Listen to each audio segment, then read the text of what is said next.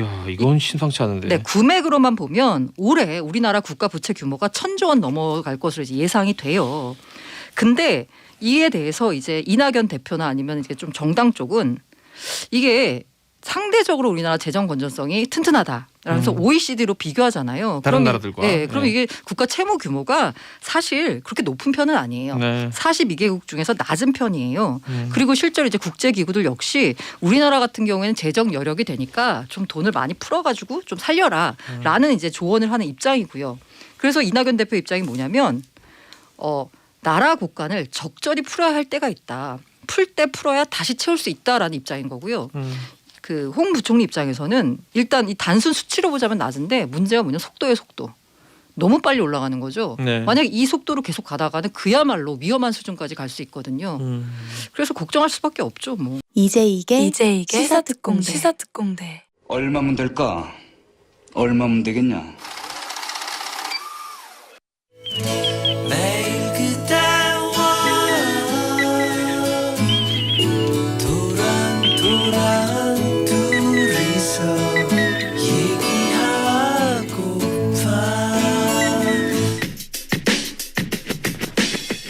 도란도란 둘이서 아니에요. 고란도란 둘이서입니다. 돈이 되는 경제 이야기 나눠보는 시간이죠. 블록체인 미디어 조인디의 고란 기자 나와 있습니다. 안녕하세요. 네, 안녕하세요.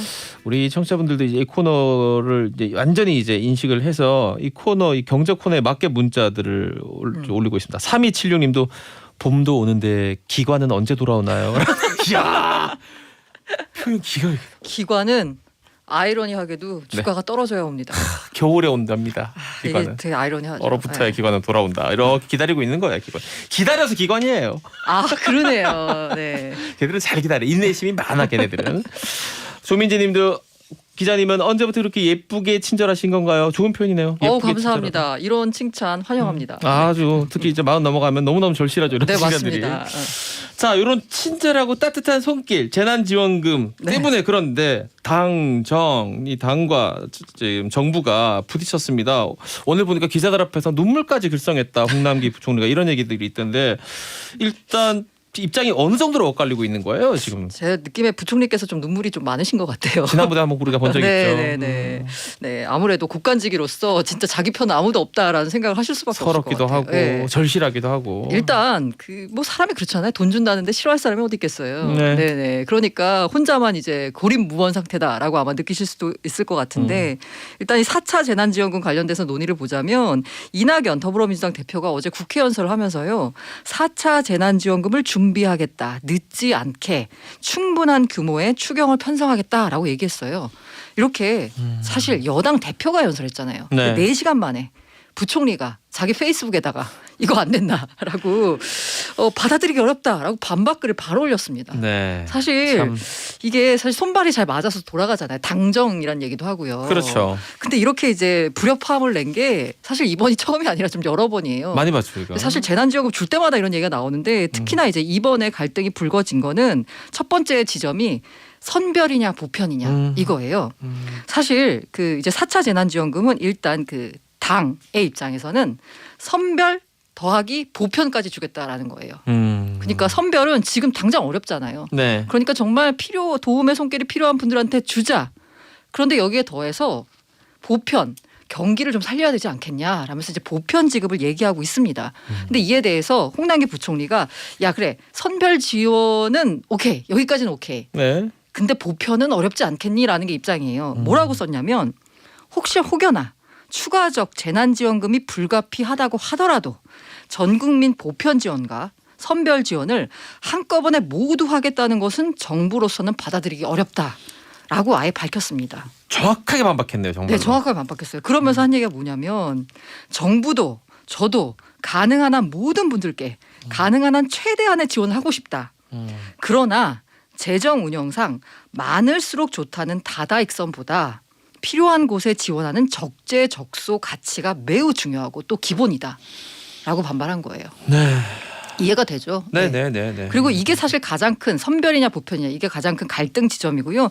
두 번째로 또 갈등 지점 꼽자면 지급 시기입니다. 네. 지금 정부 입장에서는 야 아직까지 3차도 안 끝났다. 근데 벌써 2월 추경해가지고 3월 달에 주겠다는 거냐? 너무 서두르지 마라라는 거고 정치권은 급하다 한시가. 그러니까 일단 그 보편 지원은 나중에 약간 이 정책적 효과를 고려해서 나중에 주더라도 네. 4차 재난지원금 선별 지원은 빨리 하자라는 거예요. 근데 여기에 대해서도 사실 조금 약간 말이 나오는 게 4월에 재보궐선거 있잖아요. 네. 그러니까 약간 정치권이 서두른 거 아니냐라는 얘기가 나오고 있습니다. 그 의심을 지우기가 좀 네네네. 어렵죠. 그리고 저는 거기에 얹어서 또 하나 이 그 정치적인 이 견해에서 보자면 지금 이 전부역에 다 주자는 식으로 가장 우리가 상징적으로 대표적으로 떠오르는 인물이 이재명 지사예요. 네, 맞습니다. 경기도지사. 말하자면 이낙연 이 당 대표와 이낙연 더불어민주당 대표하고는 같은 당 소속이고 뭐 크게 말해서 좀 이런 표현 좀 유치하지만 같은 편이지만 그 안에서의 경쟁자거든요. 맞습니다. 요럴 때 사실 경쟁 관계가 제일 극명하단 말이죠. 네. 같은 편 안에서의 경쟁자들끼리. 저기는 막 다 주는데 요게 이제 좀 정치적인 시각에서 봤을 때 이런 의혹도 있을 수 있다. 네, 맞습니다. 물론 네. 충심으로 모든 국민들을 위하는 마음에서 하셨겠지만 이런 식의 의혹의 눈초리도 분명히 섞일 수 있다는 거. 사실 지금 그 상황상. 보편 지급에 대한 프레임을 이미 이재명 지사가 갖고 갔어요. 네. 여기서 조금만 더 늦으면 이낙연 대표 같은 경우에는 이 프레임을 갖고 올 수가 없거든요. 그러니까요. 그러니까 약간 서두르는 느낌이 있다 싶은 거는 저만의 생각이고. 알겠습니다. 저는 참 눈물도 많고 정도 많으신 우리 홍남기 부총리 입장에서 그럼 한번 보겠습니다. 네네네. 자, 우리나라 지금 재정 상황에서 4차 재난지원금 어떻게 돈을 갖고 와야 됩니다. 네. 어떻게 갖고 와야 됩니까? 그러니까 이게 4차 재난지원금을 만약에 선별도 하고 보편도 한다라고 치면 일단 선별 기준으로 보자면 네. 3차가 선별이었어요. 네. 여기 자영업자 지원하는 5조 원 포함해가 총 9조 3천억이었거든요. 네네. 그리고 이제 보편은 1차 때 준 게 가구당 최대 100만 원까지 줬었잖아요. 네, 지난해 5월에. 기억납니다. 요걸로 다 준 게 얼마냐면 14조 3천억 원이에요. 그러니까 선별하고 보편을 한다라고 치면 이거 두 개를 더한 거죠. 그러면 그냥 단순 합산만 해도 23조 6천억 원입니다. 너무 많긴 하다. 네네. 네, 너무 그러다 많네. 보니까 23조 6천억 원이 우리 예산에 이게 뭔가 좀 남아 있으면 괜찮아. 네. 근데 딱 봐도 한 20조 원은 추경을 해야 될 것 같은 느낌이잖아요. 그래서 이제 20조 원 추경 얘기가 나오는 거거든요. 지난해 3차 추경이 35조 정도 됐고요. 2009년에 그 글로벌 금융위기 극복한다고 했던 게 28조예요. 이거에 이은 세 번째 역대 추경입니다.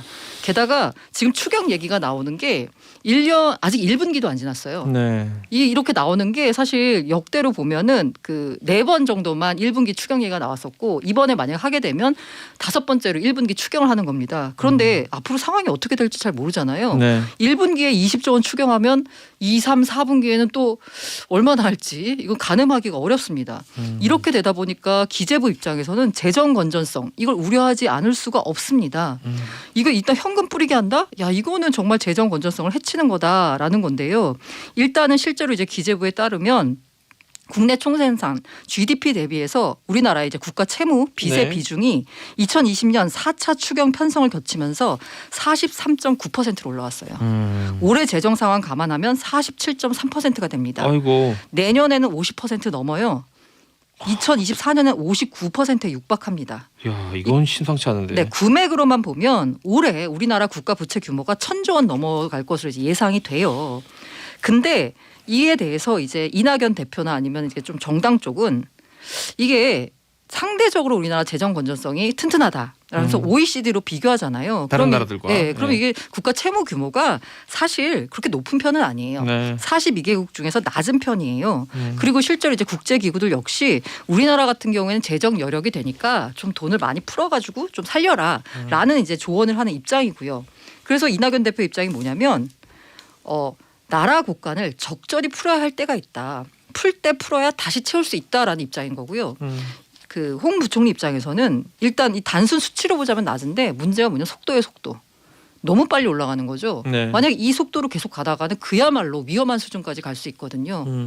그래서 걱정할 수밖에 없죠. 뭐. 이 결론을 어떻게 내야 됩니까? 왜냐하면 양쪽 의견 다 상당히 설득력이 있고 진정성조차 둘 다 양쪽에서 느껴진다. 우리 지금 댓글도 명확하게 지금 반으로 갈리고 있는데 어떻게 봐야 됩니까, 그런 기자님? 일단은 결국 결론은 문재인 대통령이 냅니다. 당정이 지금 싸우고 있잖아요. 그럼 당정을 총괄하는 최고의 의사결정권자가 사실 문재인 대통령이잖아요. 머리 아프네요. 네, 그러니까 잘 고려를 해가지고 이제 그 결정을 해야 되는 거예요. 그러면 이제 약간 청와대는 어쨌든 이제 선거를 통해서 선발된 조직인 거잖아요. 네. 네, 그러다 보니까 당연히 여당 쪽 입장 편드는 거 아니야라고 하는데 꼭 그런 건 아닙니다. 사실 신중 기조를 유지하고 있습니다. 실제로 이제 그 청와대에 있는 그 김상조 정책실장 같은 경우에는 신중론을 주장하는 홍남기 부총리 쪽에 약간 힘을 실어주고 있거든요. 근데 이게 지금 상황에서 이제 어떻게 될지 모르기 때문에 청와대 입장에서는 아직까지 명확한 입장을 내놓지는 않았는데 당, 정 거기다가 이제 야당까지 협의를 거쳐가지고 이제 최종 결정을 내린다라는 건데요. 부디 국가 발전에 도움이 되는 방향으로 결론이 났으면 합니다. 그래요. 제가 어제도 얘기했지만 저한테 누가 너 대통령 할래 국회의원 할래 하면 저는 뒤도 안 돌아보고 국회의원 한다 그랬거든요. 이걸 또 마지막 결단에 욕은 또 욕대로 먹고 이거 뭘 맞아요. 결정하든 욕을 뭐래도 먹거든요. 욕 먹어요. 네. 정해져 네. 있습니다. 네, 욕 먹을 맞습니다. 거는 어느 쪽을 결정하든. 그럼에도 불구하고 현명한 판단 아까 말했죠. 우리 국가 재정과 그리고 또 민생까지 잡을 수 없는 두 마리 토끼를 또 최대한 잡아보도록 노력해봐야 될 것 같습니다.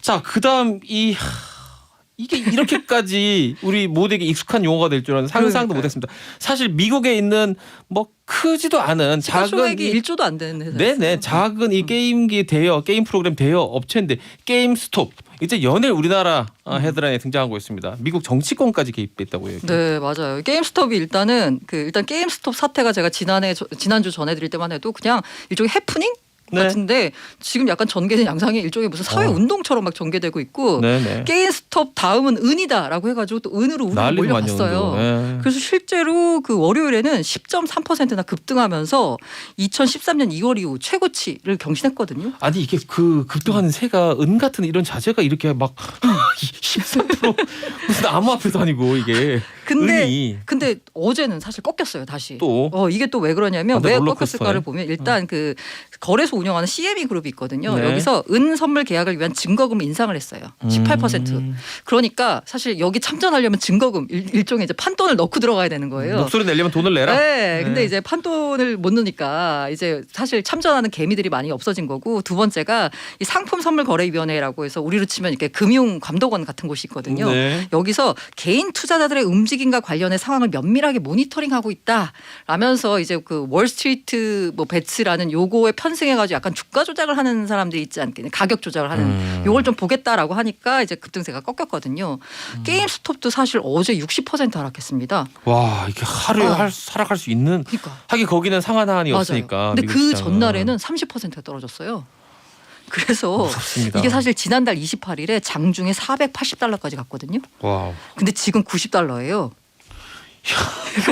이게 제 눈으로 이렇게 보면서도 네. 믿어지지가 않습니다. 네. 이럴 수가 있나? 그 가격이 정말 폭등한 거죠. 네. 그럼 이제 그 사실 그러면서 게임스톱을 비롯해서 이 공매도 세력 혼내주자라고 같이 올랐던 그 AMC 극장 체인이요. 네. 그리고 뭐 블랙베리, 뭐 익스프레스 이런 주가도 거의 다 뭐 30% 이상씩 다 폭락했습니다.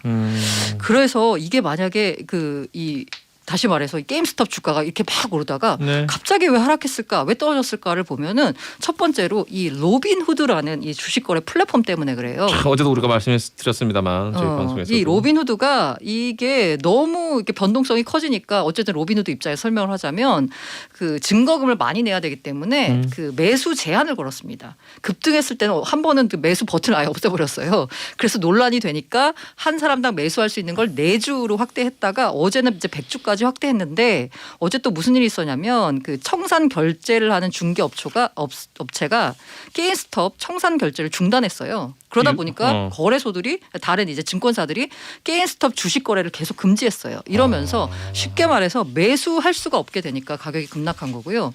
이 두 번째가 가격이 급등한 이유가 뭐냐면 이른바 숏스퀴즈라고 이제 부르는데 공매도를 이제 헤지펀드들이 쳤잖아요. 네. 그러면 이게 가격이 오르면 손실이 그냥 무한대로 늘어납니다. 그러니까요. 반토막난 회사들도 네, 있더라고요. 맞아요. 그래가지고 큰 회사들 중에서도. 실제로는 지금까지 계속 공매도 리서치나 공매도 전략을 통해서 수익을 벌던 업체가 한 곳은 이제 우리 앞으로 공매도 보고서 안 낼게. 두 손 싹싹 비는 거죠. 우리 말하자면. 반성할게 약간 네. 이런 정도까지 왔었거든요. 근데 이때가 어떤 상황이었냐면 전체 유통 주식 물량의 140%가 공매도 물량이었던 거예요. 와. 그러다 보니까 시장에서 물건을 구할 수가 없으니까 당연히 가격이 급등했던 건데 이런 걸 거치면서 공매도 물량이 53%로 줄었어요. 주식 시장에서 보면 공급이 많아진 거네요. 주식들이 맞습니다. 많아진 네, 거예요. 그러니까 이 숏스퀴즈가 나타날 수 없으니까 가격이 그냥 떨어진 게 되는 거거든요. 지금까지 말씀해 주신 것들은 다 약간 기계적인 어떤 이 구조에서 발생되는 네, 가격 맞습니다. 하락이네요. 네. 근데 여기서 이제 일단 뭐 그 약간 재미거리로 말씀드리자면 그 키스질이라는 이 네. 게임스탑 공매도에 대항하자라고 해서 깃발을 올렸던 그 사람. 네, 알고 있습니다. 그 사람이 사실 그 3,300만 달러까지 이제 수익이 들어왔었거든요. 네. 근데 거의 반토막이 났어요.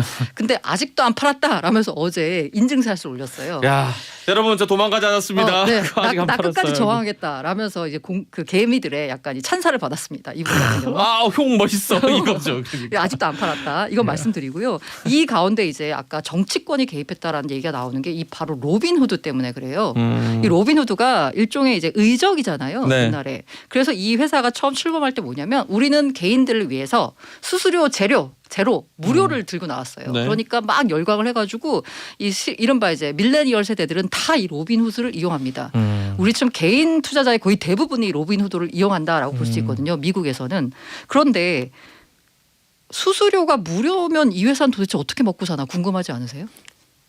대충 짐작은 됩니다. 어떻게 먹고 사나요? 돈을 좀 빌려주고 가지고 이자도 받고 아. 그다음 뭐 광고 뭐 이런 등등이 아닐까요? 수익. 사실 국내에 있는 키움증권 같은 경우에는 여기도 수수료가 되게 싸거든요. 네. 어떻게 돈을 버냐라고 하면 그 이른바 그 주식 대여를 해주잖아요. 그러니까, 예. 그러니까 빌려줘서. 이른바 이제 개인들이 요거 약간 레버리지 이렇게 해서 많이 먹으려고 하면 이 주식 담보대출 받습니다. 네. 요거 이자가 되게 비싸요. 그렇죠. 거의 이걸로 먹고 산다고 볼 수 있는데 로빈후드 같은 경우는 그게 아니라 거래 자기 고객들이 된 거래 주문 내역서 있잖아요. 네. 이거를 그 하이 프리퀀시 트레이딩이라고 해서 고빈도 매매하는 것들이 있어요. 그러니까 네. 남들보다 주문을 조금 더 빨리 내가지고 약간의 차익.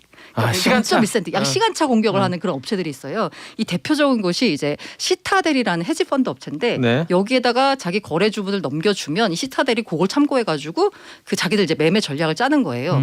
이렇게 이런 업체들한테 파는데 그 중에 하나인 시타델에서 발생하는 매출이 거의 40% 로빈후드에 이렇게 이제 된다라고 해요. 고객들이 거래 정보를 제공해 주는 네, 맞습니다. 대가로 돈을 받는군요. 근데 이 시타델이라고 하는 곳이 그 아까 공매도 헤지펀드 때문에 약간 굉장한 어려움을 겪었던 멜빈 캐피탈이라는 곳이 있거든요. 네. 여기에다가 대량의 자금을 지원해주고 이 배후에 시타델이 있다라는 얘기가 들린 거예요. 그러니까 이른바 공매도 헤지펀드 세력을 도와주기 위해서 로빈후드가 자기들 어쨌든 최대 고객이 시타델인 거잖아요. 네. 매수 버튼을 없앤 거 아니냐, 매수를 제한한 거 아니냐라는 의혹이 나오고 있습니다. 이게 사실이라면 정말 문제네요. 맞습니다. 근데 이제 로빈후드 측은 당연히 아니다. 아니라고 하겠죠. 아까 말씀드린 대로 가격 변동성이 커지면서 청산 결제소에서 증거금을 더 많이 요구했다. 근데 우리가 돈이 없는데 어떡하느냐. 그러니까 어쩔 수 없이 매수 제한을 걸었다라는 거거든요. 요에 대해서는 약간 의혹이 많기 때문에 미국의 엘리자베스 워런이라고 약간 굉장히 진보적인 그분 있잖아요. 그 미국 민주당 대선 후보로도 네. 있었던 이분이 네. 조사해라. 이거 좀 밝혀라라고 했고 뭐 다른 의원들도 다 이거 뭔가 문제가 있다라면서 지금 현재 이거에 대한 뭐 청문회까지 계획하고 있다라는 얘기까지 나오고 저 있습니다. 궁금합니다. 진짜 어느 쪽인지. 그러니까 네. 미국에서 가장 많이들 특히 젊은 층 중심으로 쓰는 로빈후드라는 이 회사가 주식 트레이딩 회사가 정말로 가격 변동성이 너무 커가지고 이 손님들을 보호해주려고 이거를 막았던 건지 아니면 자기도 공매도에 아주 적극적인 맞아요. 자신들에게 돈을 많이 주는 수익을 많이 안겨다 주는 이 시타델이라는 업체를 뭐 이렇게 이익을 주기 위해서 거래를 막았던 건지 어느 쪽인지. 네. 그리고 사실 로빈후드가 IPO 준비하고 있는데 여기 초기에 투자한 대부분의 업체들이 다 헤지펀드들이거든요. 그러니까 이래서. 로빈후드가 개인들 편인 것처럼 했는데 알고 보니까 다들 그쪽하고 좀 짝짝꿍을 했다라면서 상당한 배신감을 느끼고 있어요. 그래서 제가 이걸 보면서 되게 느낀 그 하나 구절이 있는데 소셜 딜레마라는 넷플릭스에 있는 되게 그 다큐가 있거든요. 재밌게 봤습니다. 저. 네. 거기 보면 유명한 상품 있죠. 상품의 대가를 치르지 않으면 네가 상품이다라는 게 있어요. 그러니까 매매를 하는데 어떻게 수수료를 안 내요? 공짜네라고 썼는데 알고 보니까 내가 거래했던 정보가 결국 상품이 돼서 결국 나한테도 돌아왔던 거예요. 그 영화를 보면 어떤 그 한 가족이 나오고 특히 그 소년에게 집중되어 있는데 그 소년의 기호와 그 소년의 선택들 같은 것들이 전부 이제 정보로 가공돼 가지고 흔히 말하는 이 거대 네네. 플랫폼 업체한테 제공이 되죠. 무시무시한 다큐멘터리였는데 저도 나도 이러는 거 아니야? 내 쇼핑 내역도 이렇게 이용당하는 거 아니야? 이런 생각을 또 했습니다. 자, 이거 다들 그 미국 얘기 먼저 알았는데 우리나라에도 서서히 이런 얘기가 있는 것 같아요. 보입니다. 그래서 반공매도 운동이 벌이는데요. 대표적인 게 이제 어제 벌어졌던 게 두산 인프라코어 주주들이 야 뭉치자. 두인 스톱 운동을 벌였습니다. 난리 났네요. 그리고 예. 이제 셀트리온 같은 경우도 공매도에 항상 시달렸던 종목이에요. 거의 셀트리온 치면은 바로 같은 그 연관 검색어로 공매도가 나와요. 예. 여기도 약간 이 뭉치자 이래서 셀트 스톱 운동을 벌였는데 사실 운동을 벌인 것과는 조금 별개로 주가가 그냥 떨어졌습니다. 저도 슬쩍 좀 이렇게 좀 관심 있게 봤는데 별로 반응이 없어요. 첫날은 한 11%인가 이렇게 상승했다가 다음날 네. 바로 그냥 고꾸라지더라고요. 이 이유가 뭐냐라고 보니까 일단 미국과 우리나라 시장 환경이 다르다는 거예요. 아까 말씀드린 대로 게임스톱 주가가 그렇게 폭등했던 이유가 어떻게 유통 주식 물량의 140%를 공매도를 칠 수가 있어요. 이게 말도 안 되는 공매도 물량이 나온 거죠. 근데 셀트리온 같은 경우는 코스피에서 공매도 잔량이 제일 많은 종목이긴 합니다. 네. 근데 전체 주식의 약 6%도 안 돼요. 네, 가격을 좌지우지할 만큼은 아니네요. 그러니까 이른바 물량이. 쇼스퀴즈가 일어나기에는 너무 물량 자체가 그닥 많지 않고요. 게다가 우리나라 같은 경우에는 지난해부터 공매도 금지했었잖아요. 네. 이미 공매도 물량이 더 쌓일 그런 여력이 없었습니다. 그리고 이제 또 하나 얘기 드는 게 이 개미들의 응집력이 높지 않다라는 평가가 있거든요. 제가 이렇게 보면 우리나라에서 이 그 약간 반공매도 운동은 일종의 이제 자기들의 이게 수익 관련된 관점에서 접근을 해요. 네. 그런데 게임스톱에서 있었던 공매도 운동은 일종의 사회운동 성격이 짙은 게 월가 2008년 글로벌 금융위기를 일으켰던 월가는 정작 처벌받지 않고 그 금융위기 때문에 내가 피해를 봤다는 거예요. 거기 경제 정의에 관련된 문제. 네, 맞습니다. 거기서 보면은 그 레딧에 올라온 글을 봤는데 월가에서 그렇게 글로벌 금융을 일으키면서 아버지가 실직을 당하고 우리 가족은 돈이 없어서 토마토 스프를 끓일 돈이 없어서 케찹으로 스프를 끓여 먹었다. 그런데 그 헤지펀드들은 과연 무슨 처벌을 받았냐? 전혀 받지 않았다. 나는 내가 돈을 잃어도 좋다. 이들을 혼내주고 싶다. 라는 약간 그런 게 있었거든요. 알겠습니다. 여기까지 듣도록 하겠습니다. 지금까지 고란 기자였습니다. 고맙습니다. 네, 감사합니다. 이제 기사 특공대 오늘 여기가 마지막입니다. 내일 뵐게요.